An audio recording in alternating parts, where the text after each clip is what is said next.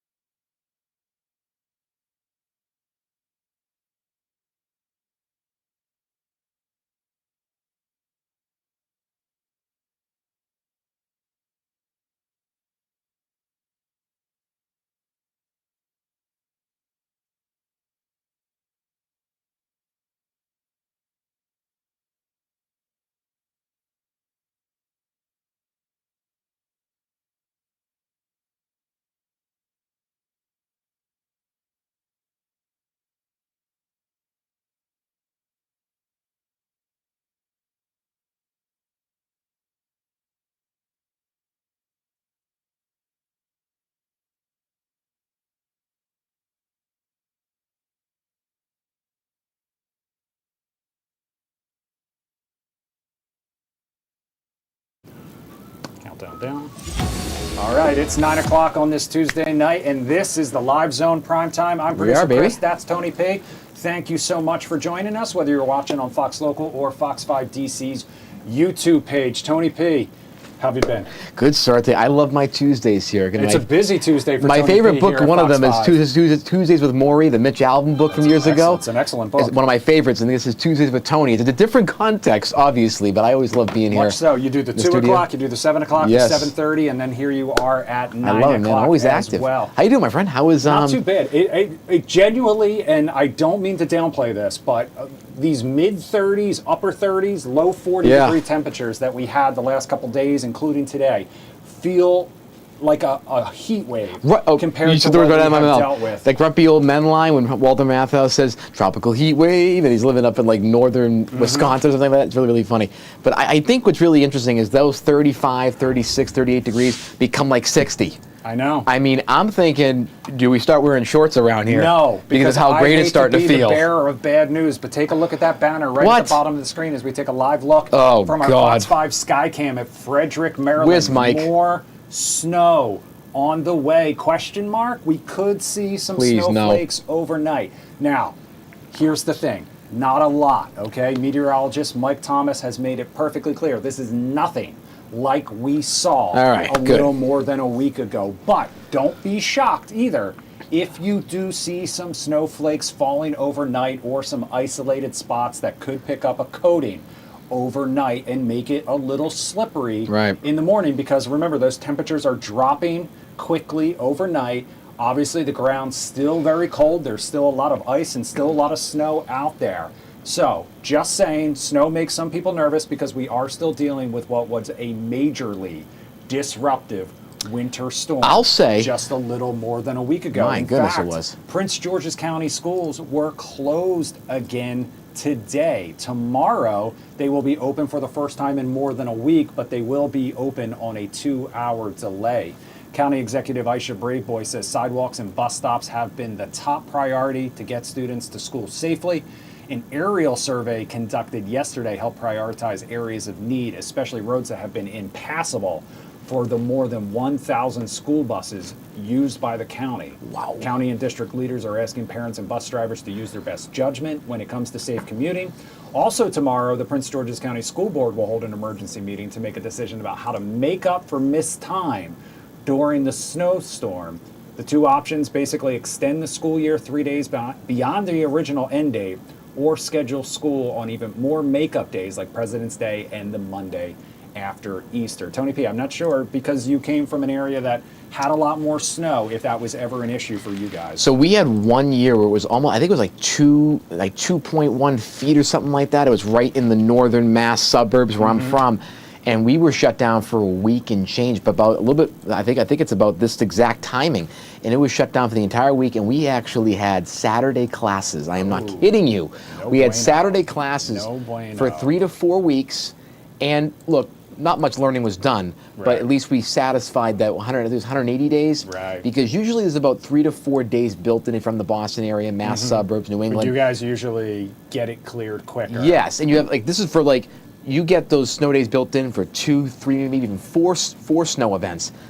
This is basically all made up now in one, and Yeah. it really goes to show you, Chris. I mean, when I first moved here 3 years ago, it was in the 40s and 50s in this time of year for a couple of years. But now we're seeing 2 years in a row where we've had some disruptive storms. Last year in January, same time frame, it was 4 to 5 days the kids were off. Now we're seeing it again. And what I've heard from a lot of residents, and we talked to parents last night, and community leaders, is that the investment is still not being made in the snow-related infrastructure to get this stuff moved and get it allocated out to a safe spot so kids don't have to deal with this stuff. Because, Well- again, you need to have that. Let's move from Prince George's County over to Montgomery County. That's what we were talking about yesterday, and that's what we're leading with again Oh, tonight. yes. Students in Montgomery County headed back to class today. They were also on a 2-hour delay. They'll have another 2-hour delay tomorrow. It was the first time they were back in class, though, since January 23rd. So today, Montgomery County's council held a hearing taking a closer look at the county and school system snow response. One of the main issues highlighted was a lack of coordination between Montgomery County schools, the county, and the Department of Transportation. In fact, the county said they didn't get a formal request for help from Montgomery County schools until 2 p.m. this past Sunday, and that was a week after the storm hit. Other issues that were brought up: snowplow trackers that weren't working, and 311 requests that were closed without being addressed. So we do want to dive a little bit more into that hearing, the issues identified, and what comes next. And here to help us out are at-large council members Laurie Ann Sales and Will Jawando, joining us now live here on the Live Zone Primetime. Thank you guys so much for spending some time with us here tonight. Thank you so much for having us. Good to be with you. All right, Councilmember Jawando, I'll start with you. What were some of the main takeaways for you from today's hearing? Yeah, I think you did a good job with the lead-in. I mean, big picture is our folks did a great job. You know, we actually house all of our workers in it. They live together, they leave their families, and they were working 20-hour shifts. They did a great job overall. A lot of big issues, though, obviously, when you have a county of 1 million people, 500 square miles to cover in coordination with the state, parks, and schools. And so you had a failure of the 311 system at one point. The technology messed up. You had areas saying that they were closed out when they weren't. And obviously that's frustrating to residents. And then I think a big issue around that too, in addition to the transparency, was just not really knowing when MCPS was going to open or what factors they were using. And then another big issue was seniors and residents with disabilities, trying to get the sidewalks clear, not being blocked into their homes. That's another really big issue that is going to be part of this after action and some of the questions we asked today. Councilmember Sales, when you think about the education piece of this in the schools, and there was this gap between the request for help, for example, and when you think about the strategy going forward to get kids back into school and make up that timing, what do you think was the major kind of opportunity for growth for next time for the school system and collaborating with the city council and, the county council to make sure that there is a better response and coordination next time so kids are not missing 8-9 days? But this is like almost COVID level type of, gaps. Exactly. You said it right. This is similar to COVID times, and it was very disappointing to see the breakdown in communication, the lack of communication, and the lack of an opportunity to ensure that our students didn't have to suffer during this snowstorm that should have been better managed, better planned ahead to ensure that there wasn't learning loss that was experienced by our students. Parents were left to, communicate with the school system to better understand how to reconnect their students with what they missed. So it was a lost opportunity. This isn't the first time we've had a snowstorm. So my questions focused on what best practices are we going to put in place to ensure that this doesn't happen again. This is nothing new to us. We have technology. We have a way for our students to be connected with remote learning. So it was very disappointing to hear that so many students suffered this past week. And a lot of unknowns, a lack of communication ahead of time, just as chair of Health and Human Services, not understanding what was happening with our unhoused population. There was just not a lot of pre-planning and communication going out, and we have multiple channels that this could have occurred upon. So not to be glib in any way, shape, or form, but really this it sounds like one of the main issues and what this came down to was this lack of communication. Councilmember Jawando, what sort of efforts can be put into place to ensure that that breakdown in communication doesn't happen again in the future? Yeah, I think the good thing that happened today, morning, the folks apologized for the mess ups that happened.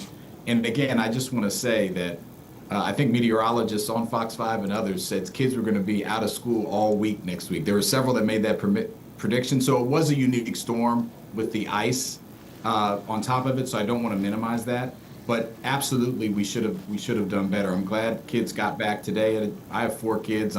They've been home all week, so I get it, and I get the frustration. But I think some formal mechanisms in the after action about MCPS, DOT, having more frequent meetings and putting some policies in place for how they're going to coordinate. One of the things we talked about today was making sure that bus stops that where students wait for the bus, like my kids wait for the bus in the morning, that those are priority cleared, and that we have coordination with the contractors. And we also found out that the MCPS was using the same contractors in some cases that DOT was using, and they were taking from each other. So capacity of contractors and employees that clear the snow. So there's a lot of things I think that came out today that they can work on, in addition to the technology things with the snow portal, which was just super frustrating for residents in general. Do you think, like, overall, as, again, something from Boston, Councilmember Sales, being from Boston, being from New England, again, I don't want to, really harp on, the Mideast here, but again, we were prepared for these things, and now we're seeing things like climate change that are happening.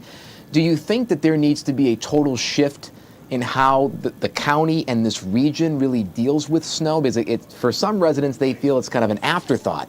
Do you think that there needs to be a total change in strategy to approach winter weather as an important part of the school year and the county schedule? Discussions with emergency management. We need to ensure that the communication channels work, not just during an emergency, but outside of an emergency. We don't know what testing happened.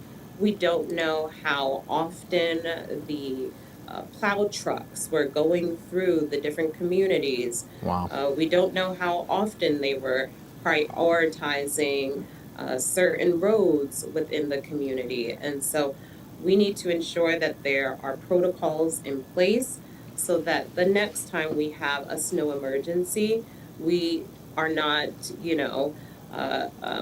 surprised by what is happening within the community, and residents are left in a lurch. I mean, we had residents who couldn't get to doctor's appointments, and that cannot be the case, especially if you don't have sidewalks that are cleared. A lot of the snow was banked on the sidewalks, and then it froze to, solid because of the weather conditions. So we're going to ensure that better planning is done way ahead of time and regularly updated. We're also looking at equipment costs. Do we have the proper equipment to ensure that we're ready for big snowstorms? We haven't had a snowstorm in a while. So I understand being caught off guard, but the warnings that we received, we should have been better prepared in this region. Makes sense. So my next question is for both of you. Councilmember Jawando, you mentioned that you have 4 kids in the system, so I'm sure you can relate to some of the frustration or just inconvenience that some parents may have felt if they had to go to school, or they had to go to work while their kids were left at home. And for Councilmember Sales, so my question is your message to both parents who were kind of left in the lurch and also to parents who feel like still not enough has been done for their kids who are going back to school this week. I mean, all we can do is say that things can be done better. And everyone agreed with us that came before us from the Department of Transportation, State Highway Administration, Emergency Management, Response. Everyone knows that the ball was dropped and we need to do better. And I think we're all committed to ensuring we do better. We requested a report. We've asked for best practices. And we will be meeting again to ensure that this report is put in place and regularly evaluated.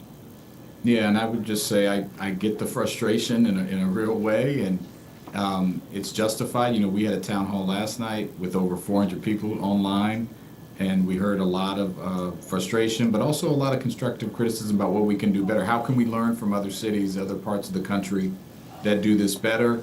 I think your point about the storms being more frequent with climate change and us needing to adapt who we are. Another thing is that we have a lot more seniors. You know, that's the fastest growing population. So how do we make sure one of the things I pushed today, how do we make sure that seniors can get help when they're locked in and with shoveling and with getting out of their either apartments or homes. So I understand the frustration with parents. You know, I will say we did get back today. We'll be back tomorrow, 2-hour delay, and then hopefully more normal for the rest of the week. But we're going to learn from this, and folks are going to get better and improve and be ready for next time. My final quick question for both of you, as the council and the school committee decide how do you remedy these days lost? As parents, as representatives, as leaders, what do you think is the best remedy for the school committee to take to make up the days, but also do it in a fruitful way where students can actually learn and it isn't just kind of some throwaway days? Yeah, I mean, I'll start with that one. I'm the chair of the education committee, and I think we're gonna have to do a combination of things. One, make up some of the days that, you know, sometimes there's some instructional days. You mentioned President's Day, I think, in the lead-in. I think we're gonna have to do that. And then this is also an issue for the state superintendent, because this is a storm that affected like the whole state. It wasn't just Montgomery County. And so there is precedent for an authority that the state board could relieve us of the requirement of the 180 days by a day or two, just so kids aren't in school until July, to your point of just those throwaway days.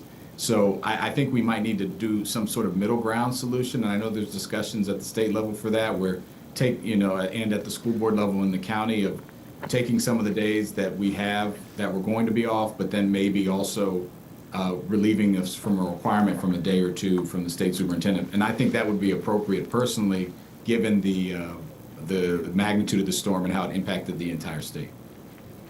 I would agree. You know, the summer months are going to be warm. We already have HVAC issues, and our students, our educators, do not need to be in overheated classrooms unnecessarily if they are not doing,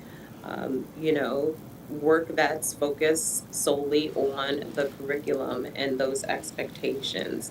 And so looking forward to hearing what the state recommendations are and hearing from our superintendent over the next few weeks about what their thoughts are on how we can ensure our students finish strong.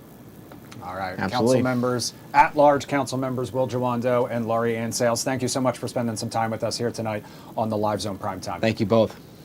Thank you. Thank you so much for having us. Good evening. We're going to take a quick break. When we come back, we're going to talk to Cam Rogers live out in Santa Clara. All right. Super Bowl 60 countdown underway. First, though, taking a live look from our Fox 5 Skycam camera at the wharf. The plane just took off. There we go. Look Look at National that. Airport. I love We're planes thinking taking warm off. thoughts heading out to the San Francisco area coming up next. I wish.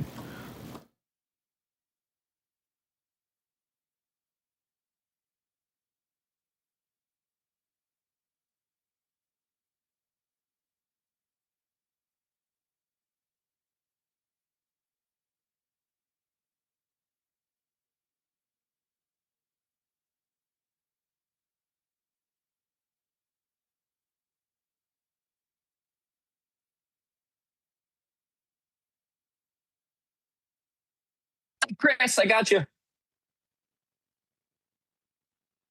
All right.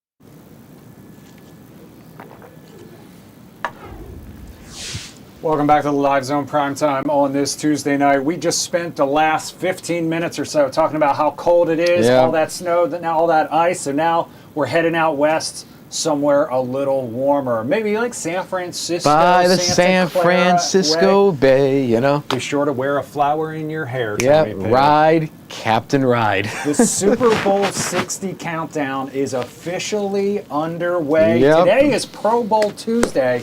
It was also the first day of the Super Bowl fan experience. That opened up today as well. And Tony P, I was racking my brain trying to think of who might we know. Who might we know? Who do we have on our Rolodex right there, now. Chris? Exactly. And I racked my brain and I racked my brain and I racked my brain. And then I remembered we just had somebody on, We did. like it or not, who said they were heading out for the big game. And we are talking about the one and only sports personality, Cam Rogers. A New England King, by the way, too. Joining us now live. Cam, thank you so much for making time in your busy schedule for us here on the Live Zone Primetime. I know you're 3 hours behind us. Right. Is it 6:21 there? Yeah, guys, I have no idea what time it is right now. After flying out of BWI and then running around Radio Row, I've barely eaten, but don't worry, I am hydrated. There you go. You got to have that, man. I'll tell you. Absolutely. Cam, so start by letting us know what you are doing out there and what you have planned for while you're out there. Yeah, so I go to Radio Row every single year. The best way I can describe it is it's like the Thanksgiving Eve of the sports media industry, right? After the entire calendar year of emailing, going on other shows, and collaborating, everyone comes together under one roof. And of course, I'm with the Believe Network, the company I've been with for those 7 years, and we have talent going all around Radio Row here this week, guys, including Aaron Coscarelli of Believe in Rams, Jonathan Stewart, Pro Bowl running back with the Panthers. He hosts our Panther show. Then, of course, Lorenzo Neal, a legend out here in California, doing the rounds at Radio Row. And myself. I booked myself on a bunch of shows, so it's going to be a lot of fun. Now, let me ask you this. So what is the buzz on Radio Row right now and around the San Francisco, Santa Clara area about what this game is really about, distilled down to one thing between the Patriots and the Seahawks? Like, what is the one big thing that people are talking about that makes this Super Bowl 60 unique from the others? I think the key matchup here, Tony, is going to be a young quarterback in Drake May going up against the #1 scoring defense in the NFL. Yes, of course, he just faced 3 top 10 defenses in the playoffs, but now he's facing #1 in terms of the rankings. And honestly, the offense for the Patriots, Tony, you've been watching carefully, I'm sure, has not been all that impressive. No. I was skirted by in some of these games. I mean, obviously, Jarrett Stidham playing quarterback in the AFC Championship game. Pretty tough to win that one. So the Patriots are here, and Drake May is going to have to play a lot better than he has in the previous 3 games. And a lot of that comes down to pass protection, right? The kid has been getting hit left and right. And what the Seahawks do very, very well, They create pressure without blitzing. Think about those giant Super Bowl Yes, wins don't over the remind me Patriots. of that. Yes, the three-man rushes I to hate get do it. home. That was the formula, and that's going to be the formula, I think, for Seattle here this week. Okay, and before we get to the actual Super Bowl, obviously there are events planned each day. Yesterday was or opening night. Today, that fan experience. Also, the Pro Bowl games are going on right now. You're out there. Does anyone actually care about the Pro Bowl games? Honestly, I totally forgot it was tonight, guys. Yeah, that doesn't shock me one bit. Not top of mind for me. No, Oh, I'm God. focused on the game. I'm focused on going on other shows and properly promoting the company and doing all the things. And, of course, the parties as well. Tonight is actually the media party, which is, get this, guys, at EA Sports down in Redwood City. Get in the No, no, that's awesome. EA Sports headquarters hosting the NFL media party here tonight. Always a blast. It's always Tuesday night. The NFL goes way over the top with it, as they should, to take care of their media folks out there. And it's always a blast there. And then, of course, you have Shaq's party tomorrow night, several other parties tomorrow night. Then Thursday night is the NFL honors. So then you have a lot of after parties after that. So it really all culminates coming ahead to Sunday for the big game. Wow. Now, one of the biggest things we've seen in the last couple of years is the influence of creators in media on Radio Row, as well as doing collaborations with companies, activations, all this stuff. What are you seeing on the ground throughout these parties and Super Bowl events of how these social media and digital creators are being used now compared to years prior, and just how is that shaping this whole media delivery system? Yeah, we shouldn't even call it Radio Row anymore. It's Creator Row. That's where we're at now. We have digital networks, we have podcasts, we have, of course, typical terrestrial radio. Terrestrial. Then, we have other. Yeah. I love that. That's like analog and rabbit ears. That is a great word. And like you said, Tony, a lot of activations on the perimeter of Radio Row. So you have like Bounty doing something with wings. They're giving away wings, and then you use Bounty to clean up your hands. Like, it's all just so creative. It is. You've got the NFL Network here as well, DraftKings, FanDuel, Pat McAfee shows here with ESPN. So you just have a collection of a whole lot of different creators, more so now than, say, 7 years ago when it was probably still truly Radio Row. Now it's a lot different. By the way, it is jammed, guys. It is hard to navigate around the convention center. A lot of that depends on the venue. This year, very tight packs, so people are going to get to know each other pretty well. Wow. Cam, how far from the stadium and that convention center are you Great right question. now?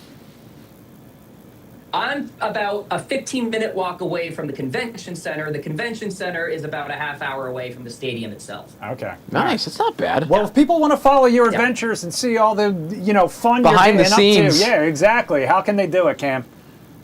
Yeah, follow me, Cam Rogers Live, and then follow the Believe Network as well. We will be busy tomorrow, busy Thursday, and then some good content on Friday. And I'm really excited for it, guys. And let me ask you this, unbiased opinion. Who you got on Sunday afternoon in the Bay Area? I don't think it's going to be close, guys. Seattle 30, New England 20. I revealed that pick on Like It or Not last week. I do think Seattle rolls. Yeah. Well, now, do you think it's going to be like the Pats will come back with like 7 points in garbage time to make it the 30-20? Yeah. Okay. So the score doesn't say they blew them out, but I really do think Seattle's going to dominate this game. I just can't trust that pass protection for New England. I think that four-man rush is going to get after May. That's when the turnovers happen. Sam Darnold plays conservatively. The Seahawks get it done. Wow. All right. Uh-oh. Cam Rogers breaking Wow. Tony P's heart here in the final heard it here minutes of our first. segment. I'm Thank trying you to be so much. unbiased this Thank week. you so much for spending some time with us here tonight. Have a great time out there. Enjoy, my friend. We'll see you when you get back. Good to see you guys. Cheers. All right.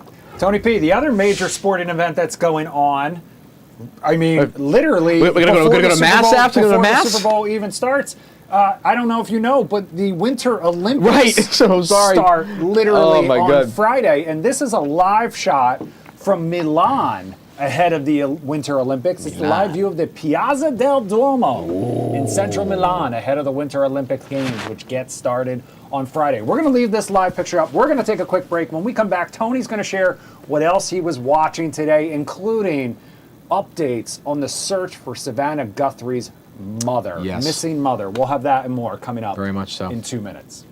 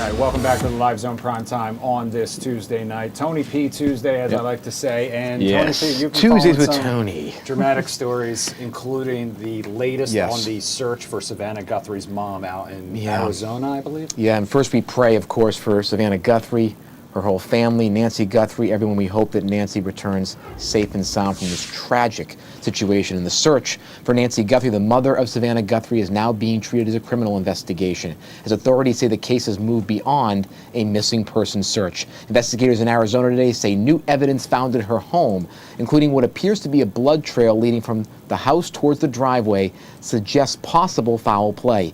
Police have also acknowledged reports of a possible ransom note, though they stress it has not yet been authenticated but remains under analysis. Guthrie, who is in her 80s and has ongoing medical needs, was last heard from early Sunday morning, and officials say her phone activity stopped shortly afterwards.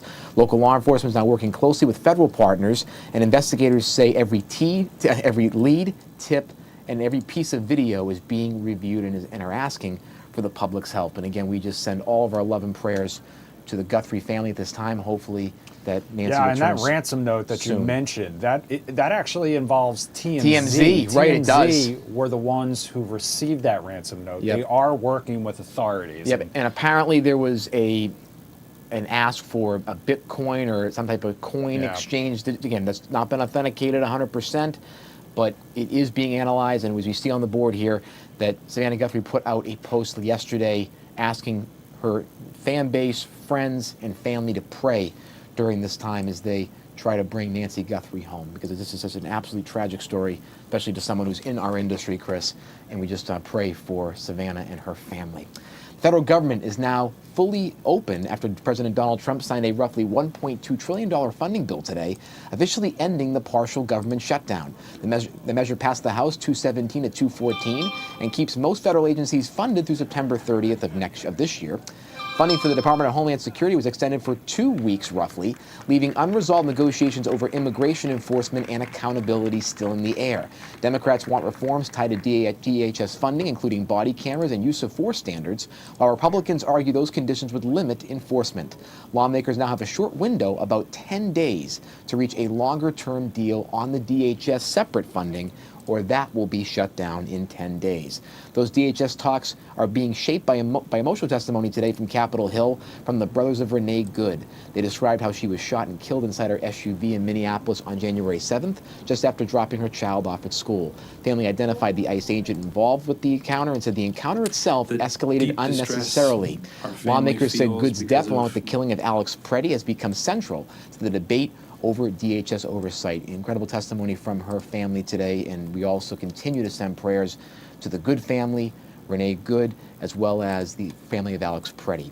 The Epstein investigation is also moving forward in D.C. and around the country. Bill Clinton and Hillary Clinton have agreed to closed-door depositions with the House Oversight Committee later this month after Republicans threatened contempt votes. Committee Chair James Comer scheduled Hillary Clinton's testimony for February 26th, followed by former President Clinton's on February 27th. The sessions will be recorded and transcribed as part of a broader probe into Epstein's network and institutional failures. Overseas reporting tonight shows Chinese President Xi Jinping continues a sweeping purge of China's military leadership. Senior officers, including those who were considered close allies, have been removed as part of an ongoing campaign focused on corruption and political loyalty, underscoring Xi's efforts to tighten control over the armed forces amid rising internal and global tensions. In the world of business today, the Walt Disney Company announced the longtime parks chief Josh D'Amaro will take over as CEO from Bob Iger on March 18th of this year. Bob Iger will remain on as a senior advisor during the CEO transition. The move signals Disney's continued reliance on its parks business as it reshapes its streaming and media strategy. Streaming chief Dana Walden was also elevated as part of this transition to CCO today as well. On Wall Street, Walmart crossed a milestone no retailer has reached before, becoming the first to hit a $1 trillion market valuation, driven by grocery dominance, rapid delivery, and growing advertising, and heavy investment in automation and logistics technology. Consumers may also feel some relief at the checkout line at Walmart and others. PepsiCo says it's cutting prices by about 15% on major snack brands, including Lay's, Doritos, Cheetos, and Tostitos, acknowledging that shoppers have pushed back hard hard against higher prices. Except for Doritos, I eat all of those, so I'll be very happy with that reduction. At the Grammys, one small moment drew outsized attention this past weekend. Cher briefly stumbled while presenting the Record of the Year, mistakenly referencing Luther Vandross before the correction was made on air. Producers later said Cher had been briefed, but the live moment went off script. The award ultimately went to Kendrick Lamar and SZA for Luther. And again, Luther Vandross, incredible artist, love him. Again, going back to the 80s and 90s, a true icon. And also, speaking of the biggest nights coming up, we have the biggest headline belong to Bad Bunny, of course, who made history at the Grammys for winning Album of the Year, the first Spanish-language album ever to take the top prize. His acceptance speech touched on identity and immigration, sparking conversation beyond music. NFL Commissioner Roger Goodell defended Bad Bunny's right to speak and downplayed concerns about political moments carrying into the Super Bowl, saying that Bad Bunny will have a unifying performance that will bring everybody together on Sunday. And finally, it is Black History Month. We're going to do a new fact every day. We're going to teach them good history here. A reminder of a story that has been long overlooked. America's first modern paramedics were black men in Pittsburgh in the late 1960s, trained under a pioneering emergency medicine program that laid the foundation for today's EMS systems. Their work saved countless lives, but their contributions went largely unrecognized for over 4 decades, a legacy that now is getting the attention it absolutely deserves. So really cool stuff, how the history of the modern day paramedic, and it's tied to Black History Month. A beautiful story there. Absolutely. And look, if nothing else, okay, when Cher made that mistake saying Luther Vandross, I mean, going down in history, does the name Adele Dazeem mean anything to you? Oh my God! I mean, Travolta. John Travolta. I don't know. Like I'll never know how you went butchering. there. How do you go from Idina Menzel, Idina Menzel to Adele Dazeem? When things go wrong at award shows, and there's no correction. Now I'm gonna rattle off a few that stand out to me. We had Adele Dazeem. Yep. We had remember La La Land and when Moonlight won Best Picture. Yeah, that was another one. Do you remember when Steve Harvey announced the wrong winner at like the Miss America or Miss Universe or whatever pageant? Yep. Another epic blunder. And then one of the ones that lives rent-free in my brain. Do you remember when Gladiator won Best Picture? This isn't even a flub, but this was just Elizabeth Taylor opening up the envelope and going, Gladiator! Oh, like kind of like dismissive? No, just, you know.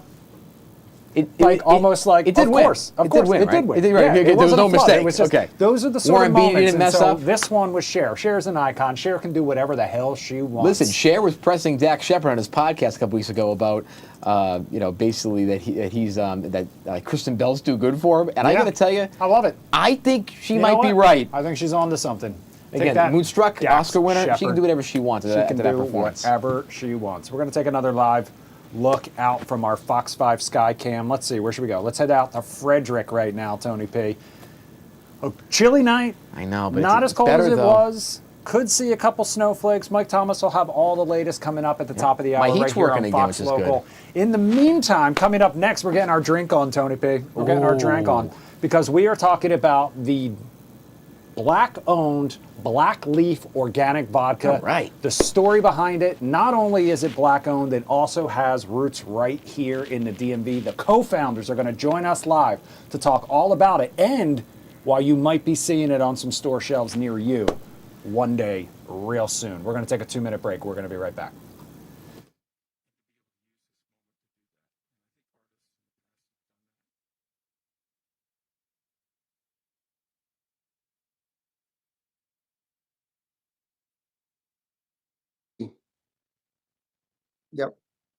Yep. So we're DC based, really DMV based.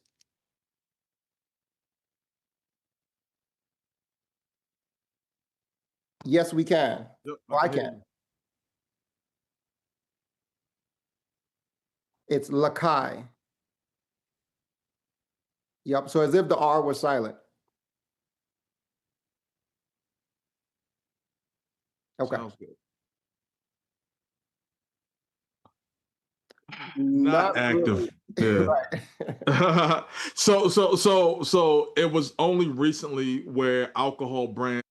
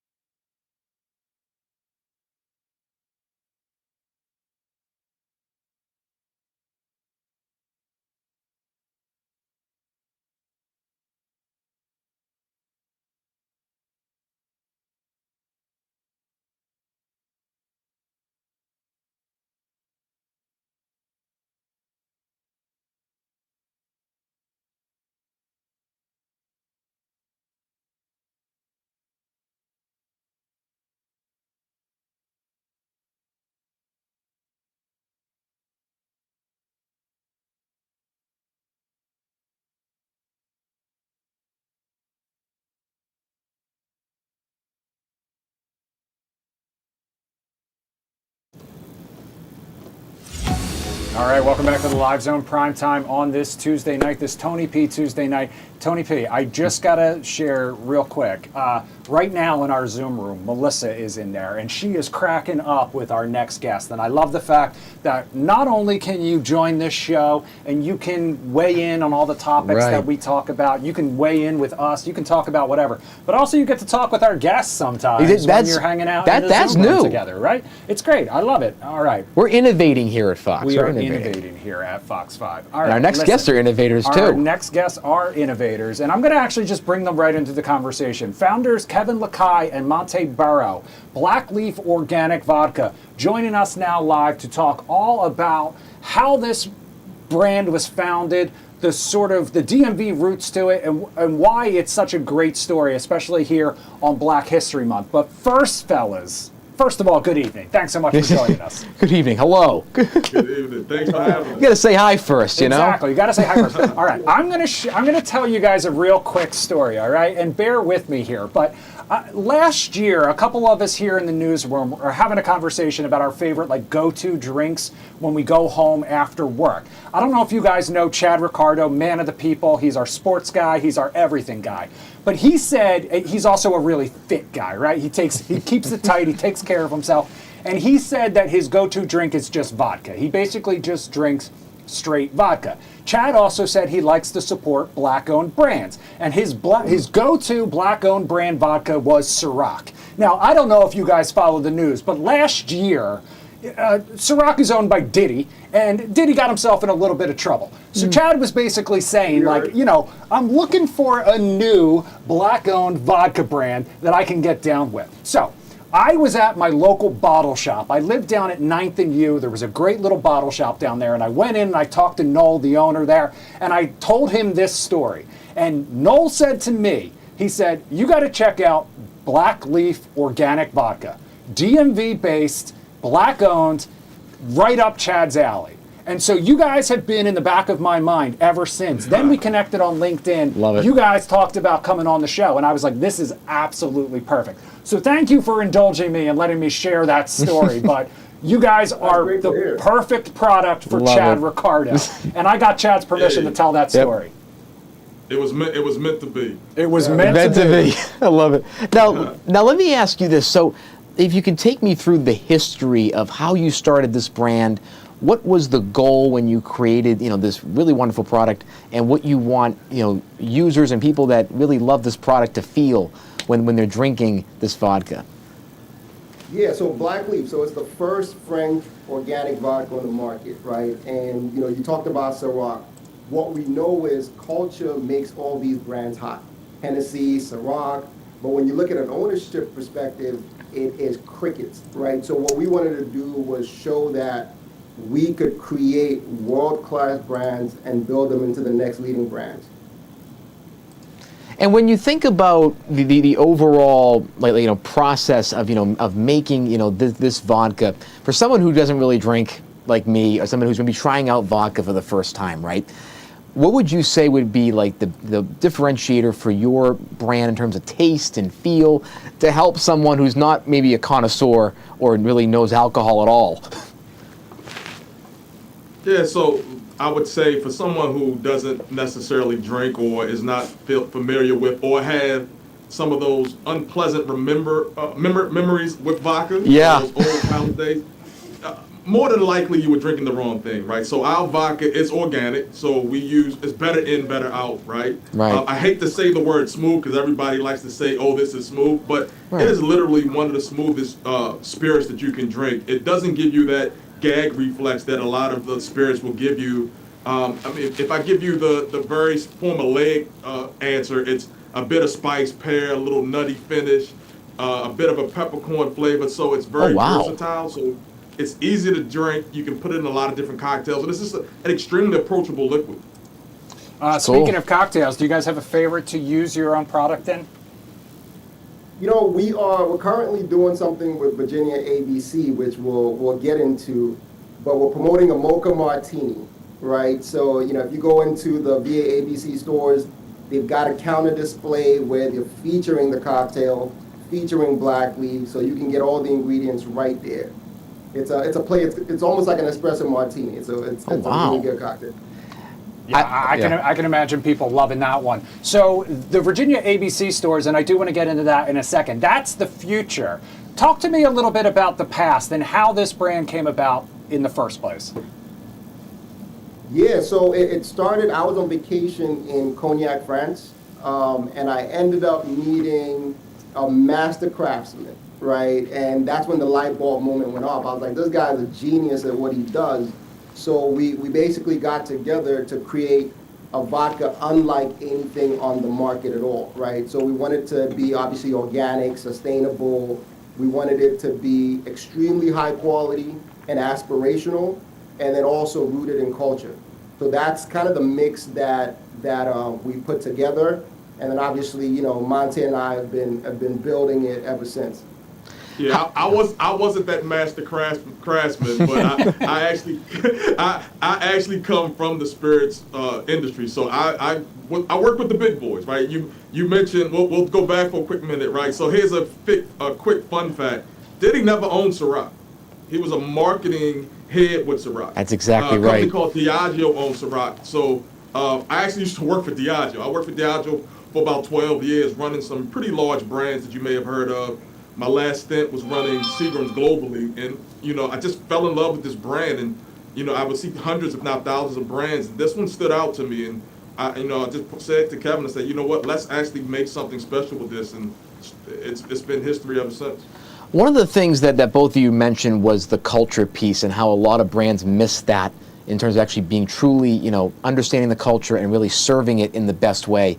How do you feel as a company that you are serving culture and community in the best way, and where do a lot of brands that you've worked with in the past really miss in terms of serving the communities in the proper way? Yeah, I mean, I think for us, it comes natural to us, right? Because, it's just lived experience. Right. But we try to be intentional with a lot of our programming. Like this month, for instance, we're doing a collaboration, I don't know if you're familiar in DC, with the CL Rooftop. Yeah. Where, $2 from every cocktail for the month is going to a charity called Good Projects that does a lot of meaningful work in the community. So it's really being intentional about every aspect of what we do. That's really cool. And when you think about, it's here Black History Month, think about inspirations. Who is someone in business or in this space in particular that's inspired you over the years and has continued to inspire you as you grow this business and really talk about, Black business and ownership?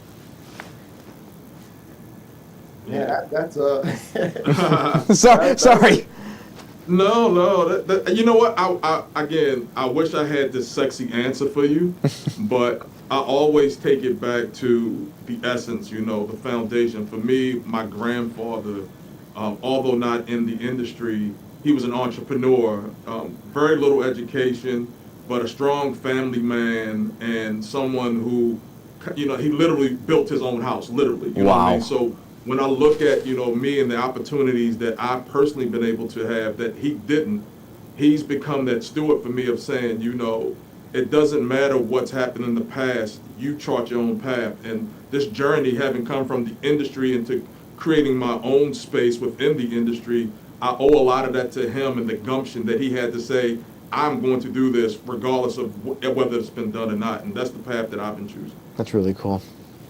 So we mentioned your DMV roots here for Blackleaf Organic Vodka. Can you talk to me a little bit about what the response has been here in the DMV and what makes the DMV different when it comes to both a product like this and also kind of like marketing it here in the DMV? I mean, DMV is home, right? So I've been in DC area for well over 20 years, right? So it's home. So I think it's really just there's a kind of a mindset where you can go far and try and get into all these states, or you can really own your backyard, right? You can kind of build at home. And that's what we've chosen to do. So it's a French product, but locally owned. And, local support has been incredible. People have gravitated toward the brand. So it's, we always say small brands don't become big brands without support, right? And home has been very, very supportive. So we always want to give back. We always want to, highlight. I think one thing that I always, I'm interested in kind of thinking about is we're literally building one of the best vodkas in the world.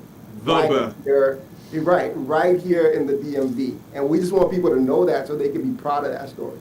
And to that end, people are going to be able to find it in Virginia ABC stores. Nice. Commonwealth-wide now, right? Wow. Yeah. So we're rolled out. So we're in over 200 Virginia ABC stores, which for a small brand is incredible, right? So, it's something that we're extremely proud of. They are also, in addition to it being in the stores, they're featuring us prominently by the counter in a lot of the stores with the Mocha Martini, and then also floor displays. So it's a big deal for us. As you look to the future and expansion, what do you see as that future? Is it more about product launches and different flavors, or do you see charting it more in a geographical perspective to expand the existing lineup? I mean, what do those plans look like? Or again, if you have them, or if they're just things you're trying to put out for the future?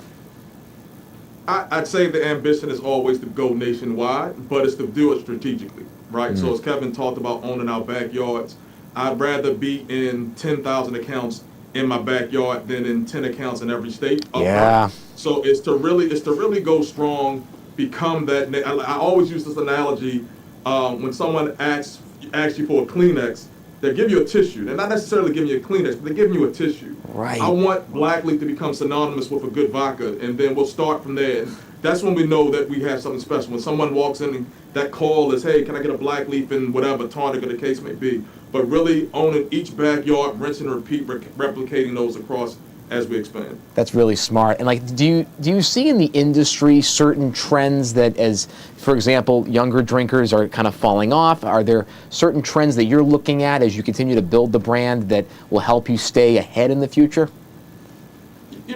One thing that I always say is people think about what's going on with the economy, right? And they say, well, alcohol is recession-proof. Well, I say it's more resilient, if you will. But what that means is when people are drinking, they're drinking a lot of times in good times or in bad times. But what they'll do is they drink better, right? So it's not so much that people, when you look at our industry, people want authenticity. They want brands that they can connect with, brands that they feel some type of connection to. Right. And we're offering an opportunity to do something better. So we're not just building a brand, we're building a community. And within building a community, there'll always be better options. And we want to be that go-to better option. I love that. So what is the community like when it comes to black-owned distilleries around the DMV? So I know there are a lot of black-owned brands. I'm not sure about distilleries per se, but there's a strong community of black-owned spirits in the area. Nice. A lot of people doing great things. And I'll add to that hospitality within that community, right? So for us, the gatekeepers, the bartenders, we got to give a shout out to the bartenders in the area who really are speaking. They do a lot of the heavy lifting for us. So we really appreciate them for doing what they do and continue to be stewards for our brand. Do you think the venture capital or the investment pipelines, in this industry with the changing economics and those type of issues, do you think that is strong, or there needs to be improvements to help the entire industry continue to go forward? Yeah, I think, access to capital is a problem that plagues a lot of businesses. And, when you think about this industry in particular, it's extremely challenging to raise capital. So it's something that I think, definitely needs to improve.